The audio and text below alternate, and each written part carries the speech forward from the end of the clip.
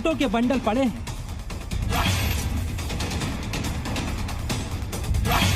और मुंह मास्क से ढके हैं। यूपी के इस अवैध मदरसों में सिर्फ टकसाल ही नहीं चल रही थी, बल्कि अवैध कारनामों का साम्राज्य खड़ा था और इसके पीछे हाथ था शातिर मौलाना नूर बाबा का।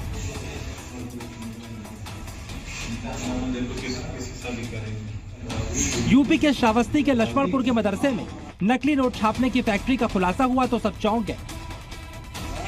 लेकिन जब मदरसे की जांच हुई तो नूर बाबा के कई काले सच सामने आने लगे। यूपी और नेपाल के बॉर्डर पर मौजूद ये मदरसा अवैध कामों का अड्डा था।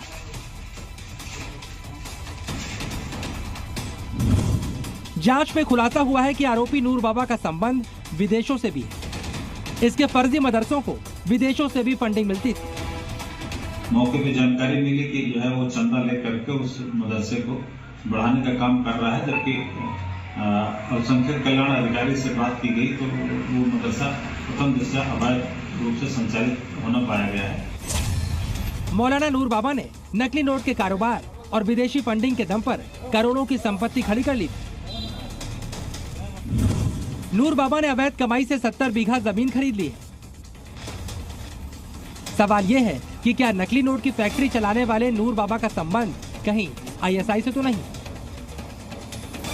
क्योंकि भारत में नकली नोट से आर्थिक नुकसान पहुंचाने की कोशिश में आईएसआई लगी रहती। नूर बाबा कहने को तो मौलाना था, लेकिन ये मौलाना हर वो काम करता था जिसकी इजाजत इस्लाम नहीं देता।